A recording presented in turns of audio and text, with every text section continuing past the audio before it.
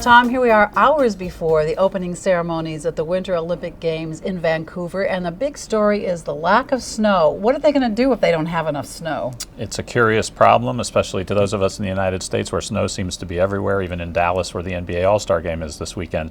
But they're furiously at work trying to truck in and helicopter in additional snow, manufacture it where they can, and create ice with other means. The organizers say that they were told that there was a 1 in 100 chance that the weather would be like this, and lo and behold, 1 in 100 came up. Wow. Where do they truck it in from? Just other areas around Canada where they have had snow. It's Whistler is about 2 hours or an hour and a half from Vancouver, a little north, and then they just go further away and probably elsewhere on Whistler where they're not competing. They're only able to ski in certain parts of the mountain, of course. Now, how does this kind of snow that's manufactured and trucked in from elsewhere, how is that different from snow that might naturally fall, and what does that mean for the competitors, the skiers, for example? I think mostly it means it's a question of volume, of depth of snow. I think people don't realize that on the ski courses, they're actually infusing the snow with water anyway and turning it into an almost icy kind of surface. It makes them go faster. You're not in the powder of an Aspen or Vail. These guys want to go as fast as they can, and of course the organizers want to see fast times because that gets attention.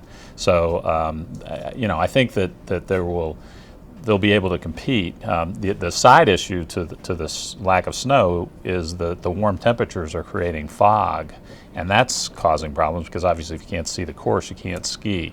So they've delayed practice today. Lindsey Vonn was going to go out on the course to practice today, and so far she hasn't been able to because of that problem. And the men haven't either, right? The men actually completed a training run yesterday. They were able to squeeze one in. So right now the men's downhill, which is the first big event of the Olympics, is still scheduled to go off Saturday.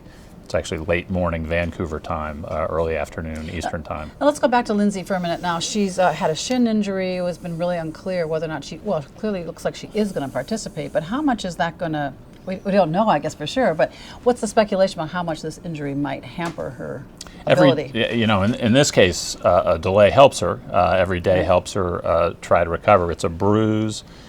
So as all of us who've had bruises know, that as long as you can keep from aggravating it, it'll get a little better each day.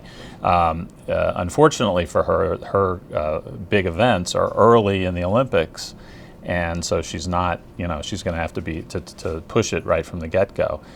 She did ski a little bit, didn't actually do a training run, but put on boots and skied a little bit yesterday, and said she felt better. And we're waiting to see if she can get a training run in today to hear what her report is after that.